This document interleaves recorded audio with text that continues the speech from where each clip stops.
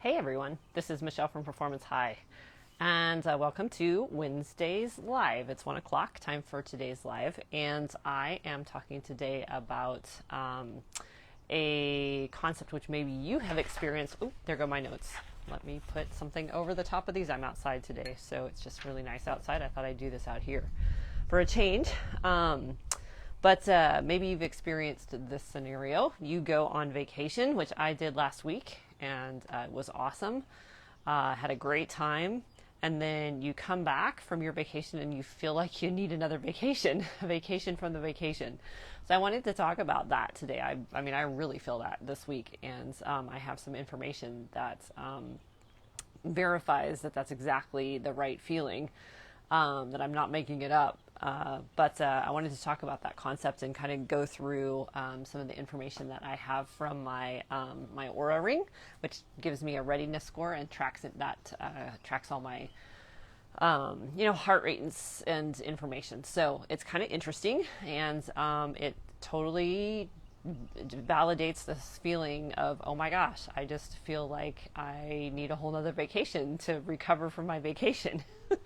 So first off, like I said, I went on vacation last week. It was basically, dates were Friday the 4th through Friday the 11th, and went down to southern Utah and did a bunch of hiking in Bryce and Zion. It was awesome, amazing parks, I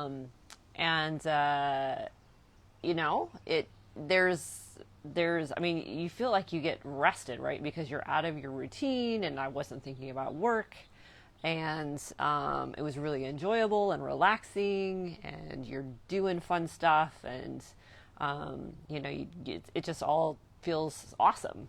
And so you think to yourself, oh my gosh, like I should be feeling great when I get back.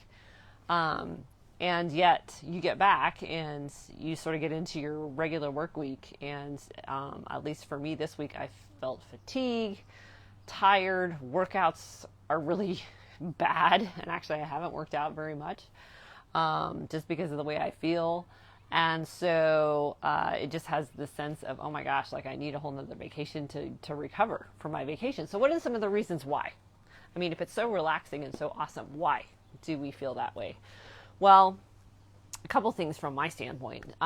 So first off, you have to remember that you're not in your house, right? So when you're not in your house, there's a benefit to that, because all of the things that go with your house, like, oh my gosh, I have to do the dishes, I have to do the laundry, all that stuff is gone. But it brings with it a whole nother level of, I don't want to say discontent, but discomfort. So your bed is different, right? So you're sleeping in a different bed, which may or may not be as comfortable as yours. You have a different pillow a lot of times, which totally, for me, I don't know about you, but for me, that makes a huge difference on how I sleep. You're out of your routine. So sometimes that can be restful and feel restful because, yay, I don't have to go to bed at a certain time. I don't have to get up at a certain time. But I don't know if you're like me also, but for me, regardless of when I go to bed, I still get up at the same time. So if I go to bed at 10, I'm still waking up at 5. Here at home, I go to bed at 8:39 and I wake up at 4:35. But if I go to bed at 10, like I did on vacation, 9:30, 10, I'm still up at 5. And so, the amount of sleep is less. Other factors, different noises happen at nighttime. We were in this little tiny town, which was awesome. A little tiny town, like 300 people, farm town.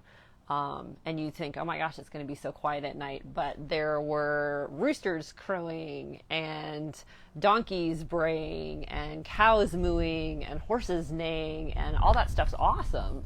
But they're different noises than what you hear here in Boise, right? So, you wake up, it affects your sleep, all that kind of stuff makes a difference. Then, of course, there's all the things that you're doing during the day. So if your food is different, and your eating schedule is different, which it almost always is on vacation, which is also awesome, so much fun, right? But, I drank a little more I typically don't drink during the week. I usually just save that for the weekends. And I drank a little more on my vacation, a few more days in a row. I had food that was a little bit different than what I typically do because we ate out some. All that stuff makes a difference in terms of how your body responds. And then not to mention, in my case, we were at altitude. So we were sleeping at 7,000 feet. And then our hikes were, 6,000, 7,000, 8,000 feet.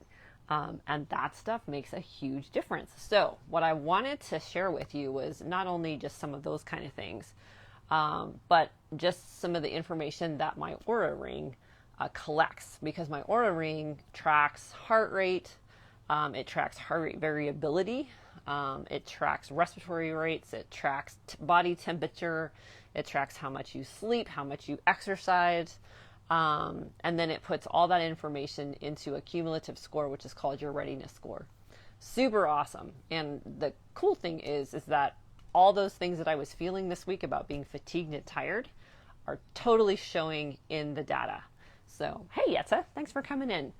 So, just to give you a little bit of a background on this. So, again, I went on vacation Friday the 4th through Friday the 11th. Friday the 4th was a driving day, and Friday the 11th was a driving day. So, we spent basically 9 hours in the car driving down to southern Utah, and then 9 hours in the car driving back. Okay, so you think, okay, well, I'm sitting all day, right? How stressful can that be? Well, consider, right, you're not getting that sort of normal activity that your body is doing when you walk around your house and when you, walk to the store or whatever else you do. All those sort of normal things, plus your exercise, of course, right? You don't get that when you're sitting in a car all day. So it actually is, fairly challenging for your body, even though you're not doing anything. Plus, your food is always different when you're on the road. So the way I wanted to kind of describe this is, thanks, Yetza. Glad you think it's interesting. I think it's interesting too. So the way I want to describe this is to kind of tell you what my readiness scores were before I went on vacation, and then during vacation, and then now. And again, the readiness score based on the Oura Ring tracking is sleep metrics as well as activity metrics all rolled into one number. Okay. So the thing to know about the readiness scores is that if it's 80 or above, that's considered good. If it's 90 or above, that's considered awesome. And then anything below 80 is starting to get into the, you need to start paying attention. So the Thursday before I went on vacation, so that would be June 3rd, the Thursday before I left, my readiness score was 84, which is pretty good. That's a pretty good readiness score. And I just took a look at my monthly average to just kind of see how that compared. And my readiness score on a monthly average basis is about 81. So I run, in the good category. 80 and above is considered good readiness. Like you're rested, you're ready to do your workouts. Everything's working pretty well. So I had an 84 readiness score the day before I left. So Friday, after the day in the car, I had a score of 81. So it dropped a little bit, which I thought was really interesting. Again, considering, you sort of think car, rest. Oh, I should be really ready. Not necessarily. Being in a car all day is actually pretty hard on your body.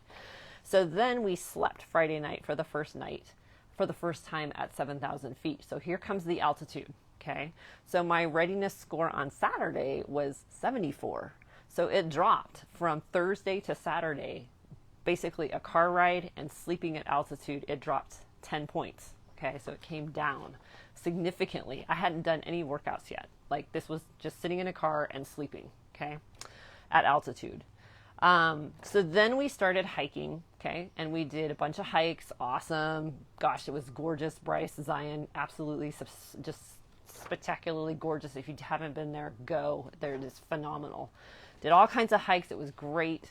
Like I said, I started, meals were a little different. My timing of my meals was a little different. I had a little more alcohol than I usually do. And again, sleeping at 7,000 feet every night.